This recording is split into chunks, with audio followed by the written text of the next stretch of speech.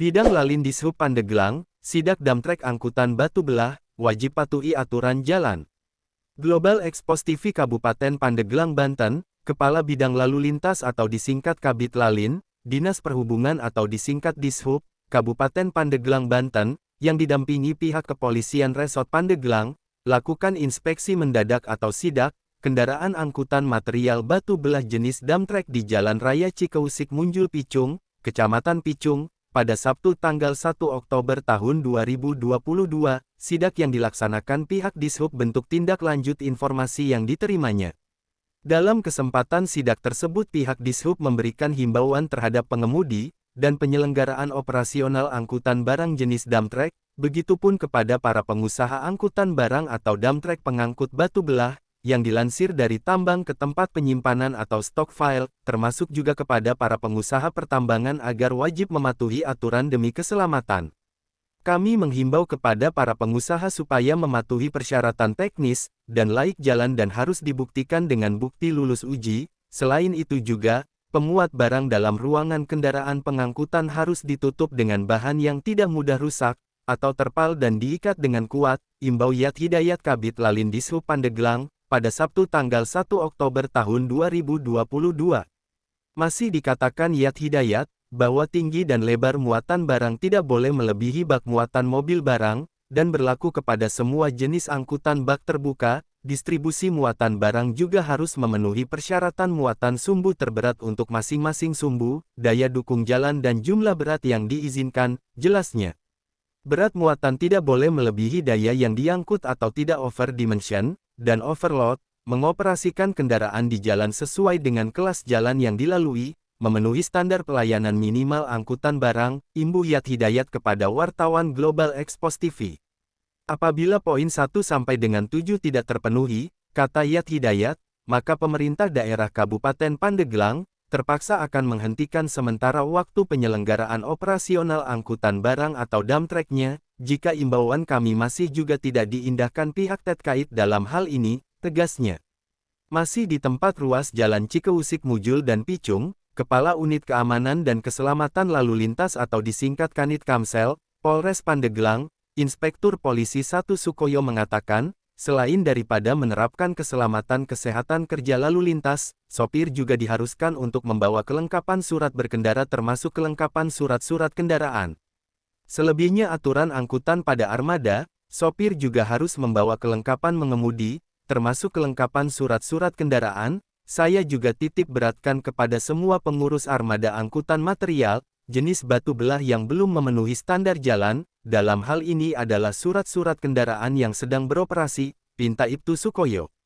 Sahabat-sahabat setia, Global Expos TV semua, yang ada dimanapun Anda berada. Agar jangan sampai lupa, channel YouTube Global Expos TV, supaya update terus, like, komen, share, dan subscribe, agar jangan sampai ketinggalan berita-berita, dan isu-isu terkini, yang ada di Indonesia, tercepat, akurat, tajam, dan terpercaya. Laporan Korwil Global Expos TV Provinsi Banten, Jayang dan Tarman Gojin, mengabarkan. Satunya menghentikan supaya kendaraan tersebut jangan beroperasi di jalan karena menyangkut ya, keselamatan berlalu lintas. Baik itu supir dan masyarakat. Nah, supir masyarakat nanti kena imbasnya. Ya, dalam perusahaan itu sendiri ya. Perusahaan itu. Apabila nanti terjadi laka lantas yang berkaitan dengan kelaikan kendaraan, nah itu nanti yang kenanya perusahaannya, supirnya. Gitu kan? Karena itu tidak dilengkapi dengan tanda lulus uji. Kalau sekarang EBLU disebutnya, elektronik bukti lulus uji. Nah, ya tuh. Ya. Jadi ada nanti semacam seperti SIM, ya, EBLU itu. Nanti diperlihatkan kalau memang EBLU-nya itu aktif, berarti dia sudah lulus uji. Kalau EBLU-nya nanti dia mati, berarti harus diuji berkala lagi.